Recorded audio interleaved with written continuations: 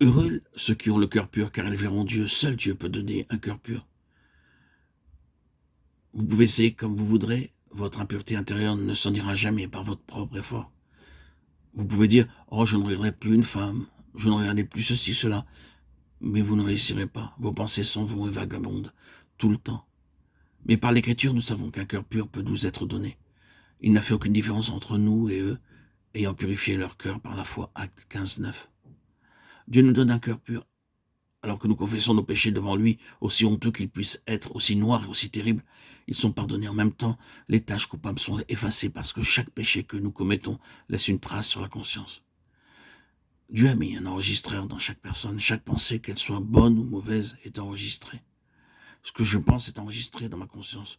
Ce que je dis est aussi enregistré dans ma conscience. Je peux aussi la faire taire, mais le temps viendra où je commencerai à être troublé par une conscience souillée. J'ai vu beaucoup de personnes troublées sur leur lit de mort par une conscience souillée. Elles se rappelaient ce qu'elles avaient dit et fait des années auparavant. Alors elles pleuraient. Faites quelque chose, s'il vous plaît. Faites quelque chose, que ce soit des œuvres, le jeûne ou la prière. Mais trop tard. Aucune de ces choses ne pouvait enlever leur tâche coupable. Elles étaient encore là.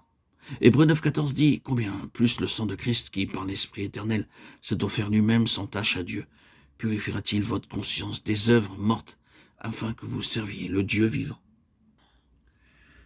Dieu nous donne une nouvelle conscience, une bonne conscience, que nous ne pouvons obtenir par nos propres efforts. Pouvez-vous dire véritablement que Dieu vous a donné une nouvelle conscience et une bonne conscience? Le Seigneur Jésus-Christ, par son précieux sang, nous donne une bonne conscience. Nous en avons la preuve par notre hardiesse à entrer dans la présence de Dieu.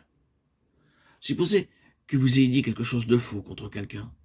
C'est une chose courante, car nous continuons à bavarder et à parler. Maintenant, imaginez que la personne dont vous médisez entre, alors que vous parlez d'elle. Vous ne pouvez pas la regarder en face. Vous agissez ainsi parce que vous êtes effrayé. Vous avez une mauvaise conscience. Pouvez-vous alors parler à Dieu avec une mauvaise conscience? Impossible.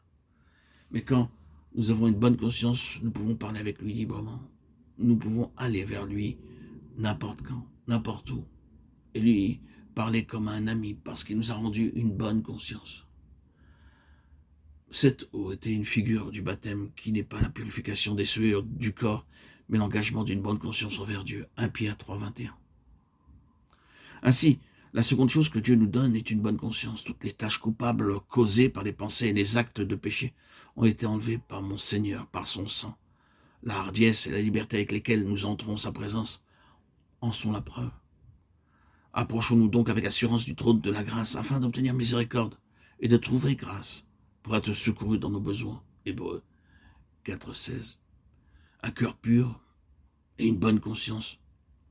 Nous donnerons hardiesse et liberté pour parler avec Dieu très librement, à tout moment, n'importe où, pour n'importe quel besoin ou n'importe quelle raison.